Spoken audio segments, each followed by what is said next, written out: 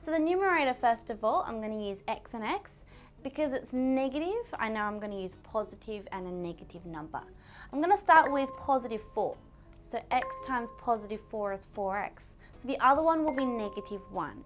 Now, as I said, guys, some of you might use negative 4 and positive 1, but as you can see, we need 3. We need positive 3. So that's why I know that it's going to be positive 4 and negative 1, because 4 minus 1 is 3. Okay, so try to think about it before you just put in the numbers, okay? So, x times negative 1 is negative x. So 4x minus x is 3x, which is what we want. So we've got the right one for the numerator. Now for the denominator, put x and x. Because it's positive 2, it could be positive positive or negative negative.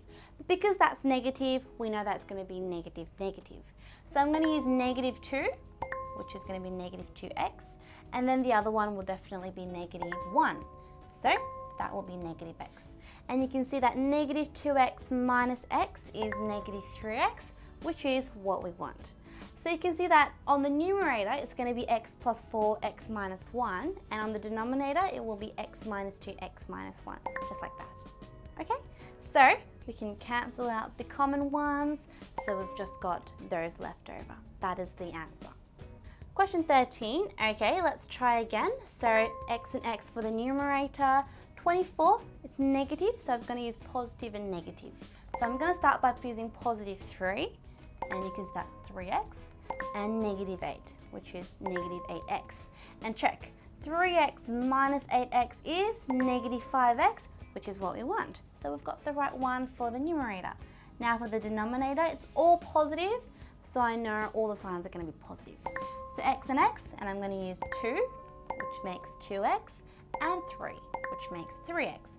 And add them together, you get 5x, which is exactly what we want. So I've got the right one for both numerator and denominator. So x plus 3, x minus 8 on top, and x plus 2, x plus 3 on the denominator. And can we cross anything out? Yes, we can. These ones.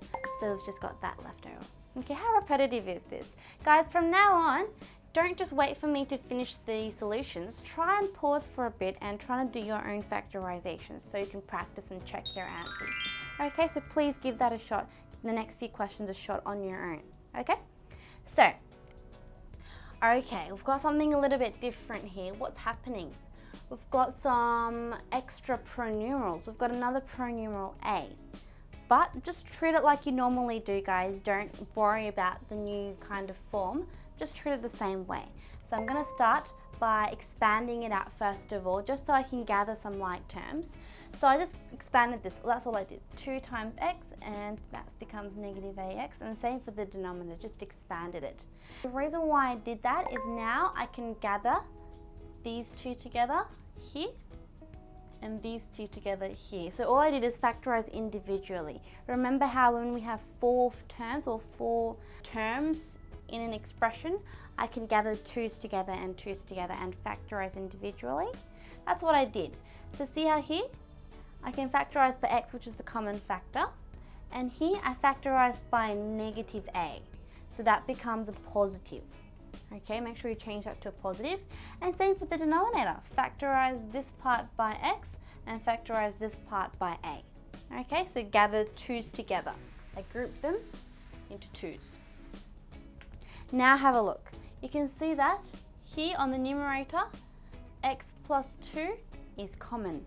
And same for the denominator, x plus 2 is common. So I can take that out as a common factor, like that. So here x plus 2 is common, so x plus 2, and we've got, I'm going to rub this out for a second. I take out the x plus 2 because that's common, and therefore we just have x minus a left inside the brackets. And same for here, from here and here, x plus 2 is common, so I take that out, and we've just got x plus a left inside the brackets. And now you can see that x plus 2 is common, so we can cancel them, which is good. So we've just got x minus a, x plus a. That is our answer for this part. So you don't really need to use any quadratic formulas, quadratic factorizations, But remember how we did these kind of ones before when we're factorizing ones with 4 terms? So you just pretty much treat it the same way as we did in the ones with the 4 terms. Okay, so trying to group them into 2's.